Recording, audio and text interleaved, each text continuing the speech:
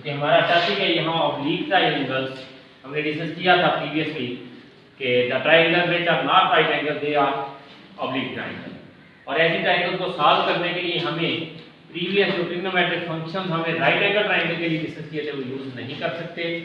तो इसके लिए हमने पीछे पढ़ा था sine law and tangent law, उनको हम यूज़ करते हैं। साइन लॉ यूज़ किया जाता है when two angles and one side, तो साइन लॉ और टेंजेंट लॉ यूज़ करते हैं हम when two sides and one angle is given. तो अभी हमें नेक्स्ट जो है हमारे पास जरूरी नहीं कि एक सिचुएशन हो कि two angle and one side given हो, two side and one angle given हो।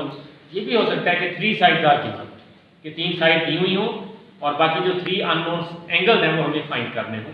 तो ये हमारा टॉपिक होगा आज के लेक्चर का। When three sides are given then how we can solve the triangle. कि अगर तीनों साइड दी हुई हैं देन हम ट्रायंगल किस तरह सॉल्व करेंगे, यानी एंगल हम किस तरह फाइंड करेंगे। इसके लिए नंबर वन तो हम कोसाइन लॉ को हम यूज कर सकते हैं। Cosine law can be used.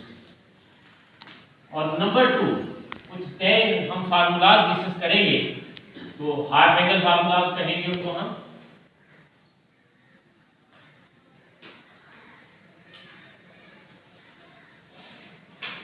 तो इनके यूज से हम एंगल फाइंड करेंगे। तो सबसे पहले हम डिस्कस करेंगे कि s that is equal to a plus b plus c by 2 where a, b and c are the sides of triangle। ये a b c जो है ये साइड है ट्रायंगल की, और s क्या होगा, half of the sum of the sides of triangle. और इसको हम half of the perimeter of triangle भी कह सकते हैं, क्योंकि sum of the side of any figure is called perimeter. Close figure है कोई भी तो उसके हम एक साइड के सम को पेरीमीटर कहते हैं। तो that will be half of the perimeter of triangle, that is s। तो पहले हम डिस्कस करेंगे यहाँ cosine law, sine law discuss करेंगे हम। Sine law half angle formula में, साइन लॉ हाफ एंगल। ये हाफ एंगल साइन लॉ क्या है, that is sin alpha by 2 will be s minus c over bc whole square root, sin beta by 2 s minus c over a c square root, sin gamma by 2 s minus a s minus b over a b whole square root। फिर आ जाता है cosine half angle formula. So that is cos alpha by 2 s into s minus a over bc, cos beta by 2 s into s minus b over a c square root, and cos of gamma by 2 s into s minus c over a b whole square root। That is the cosine law। And third, tangent of angle formula into s minus a square root, tan beta by 2 s minus a s minus c over s into s minus b square root, tan gamma by 2 s minus a s minus b over s into s minus c square root। These are the half angle formulas। इनको prefer करने के लिए हमें याद रखने के लिए इनकी टेक्निक हमारे पास क्या है, वेरी सिंपल। हम जानते हैं प्रीवियसली भी डिस्कस किया प्रीवियस लेक्चर में भी, A side corresponding angle alpha, B side corresponding angle beta, C side यानी कॉरस्पॉन्डिंग एंगल गामा होगा हमारे पास। तो देन पहले हम साइन की बात करते हैं। तो साइन के फार्मूले में हाफ एंगल जो भी फार्मूला हमारे पास होगा, हम यहाँ देखेंगे एंगल क्या है, अल्फा है। इसकी रेफरेंस साइड हम यूज नहीं करेंगे। अल्फा है तो ए साइड हम यूज नहीं करेंगे, बाकी साइड रह जाती है बी एंड सी। यहाँ देखें s माइनस बी और s माइनस सी, यानी बाकी जो दो साइड है वो s में से माइनस होगी ऊपर, और बटे में उनका प्रोडक्ट और स्क्वायर रूट। ये तीनों फार्मूला हम देख रहे हैं। बीटा है तो इधर बी यूज नहीं कर रहे हम, गैमा है तो सी यूज नहीं होगा। ये है साइन का। कॉस में आ जाते हैं, तो जो एंगल होगा उसकी corresponding side s into s में से वो सब्ट्रैक्ट और बटे में बाकी अदर दो साइड्स का प्रोडक्ट और स्क्वायर, ये कॉस अल्फा है। इधर अल्फा है तो s माइनस a और b, beta s minus b बटा ac स्क्वायर, गामा है s into s minus c over ab square. अब आ जाता है tan, तो tan के लिए हम जानते हैं कि sin ओवर cos डायरेक्ट, यानी इससे भी कैलकुलेट कर सकते हैं, डायरेक्ट याद रख सकते हैं।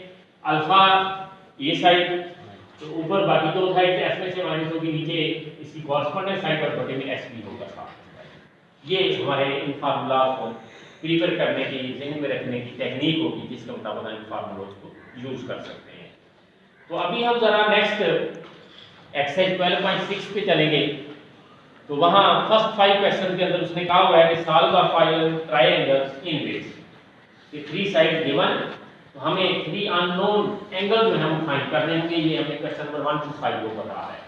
तो हम यहां देखते हैं इसको 12.6 exercise question number 1 a 7 b 7 c 9 alpha angle, beta angle and gamma angle ये हमें फाइंड करना है। देखते हैं कि यहाँ 3 साइड गिवन है, हमने स्टडी किया कि कोसाइन ला भी यूज हो सकता है, इनमें से कोई ला यूज कर सकते हैं, ये हमारी मर्जी होगी। तो इस क्वेश्चन के अंदर हम दोनों ला की प्रैक्टिस करेंगे, कोसाइन ला की भी और हाफ एंगल की। और हाफ एंगल में से आई शैल प्रेफर दिस कोसाइन ला, क्योंकि इसमें कैलकुलेशन थोड़ी सी सिंपल है हमारे पास। तो सबसे पहले हमें कोसाइन ला यूज करते हैं बाय कोसाइन ला। अल्फा एंगल फाइंड करेंगे तो इधर a आएगा a square b square plus c square minus 2bc cos a 7 b 7 square c 9 minus 2bc cos alpha 49 7 plus 49 60 minus इनका प्रोडक्ट लेते हैं 126 cos अल्फा। हमें चाहिए cos अल्फा, तो ये cos अल्फा वाली वैल्यू हम लेफ्ट साइड पे लाते हैं, 49 राइट पर, तो ये आ जाएगा 126 cos alpha 49 plus 63 minus 49, you can say that is 63 and cos alpha will be 63 over 126 and that is so no जी क्या पॉइंट कहाँ है 6 4 2 8, that is value of cos alpha. Alpha will be cos inverse of this, that will be round about 49 degree 59 and we round about it will be 50 degree, हम इसको round off करते हैं, that is 50 degree। तो alpha angle हमारे पास आ रहा है 50 degree, 0.9063, beta by 2 will be cos inverse of 0.9063 beta by 2 and this is that is around about 25 degree and beta will be 2 and 2 25 degree, that is 50 degree। तो ये हमारे पास angle beta होगा। तो alpha और beta find कर लिया। Gamma के लिए हमें किसी फार्मूले को लगाने की अप्लाई करने की जरूरत नहीं है, क्योंकि alpha plus beta plus gamma equal to 180, alpha 50 beta also 50, gamma find करना चाहते हैं हम, तो gamma will be 180 minus 100, that is 80 degree, that is gamma.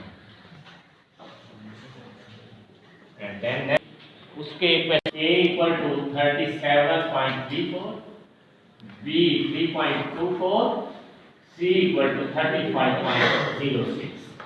तो find the smallest angle as b is the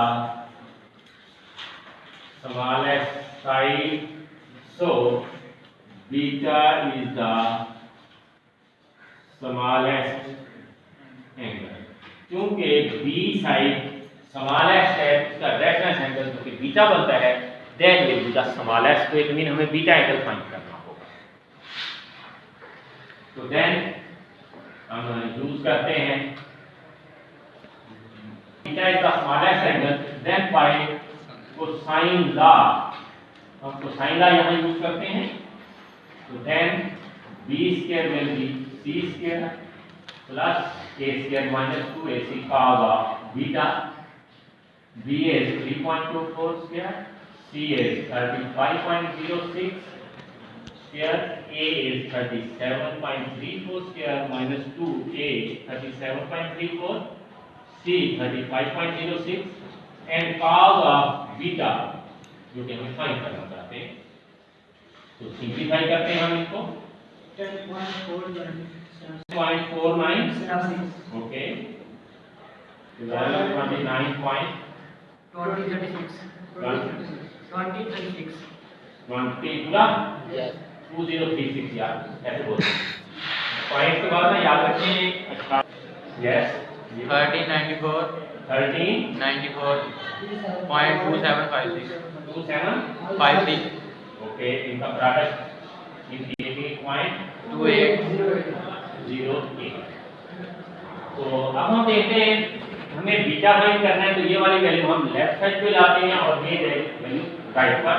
तो ये आ जाएगा 2618.2808 cos beta equal to 1229.2036 1394.2756 minus 10.4976. So then 2618.2808 cos of beta is equal to this, जो भी calculation आ रही है हमारे पास देखते हैं। मैं इसको डिवाइड करेंगे, क्या आ रहा है 26 .9816 98 ये तीनों के ऐड कर दिए। यस ओके, डिवाइड करते हैं हम इसको, तो क्या आता है cos beta, beta will be cos inverse of this that will B 3 degree 48 minus I think something 79 0.98 9979 okay, cos inverse of this degree minute second 45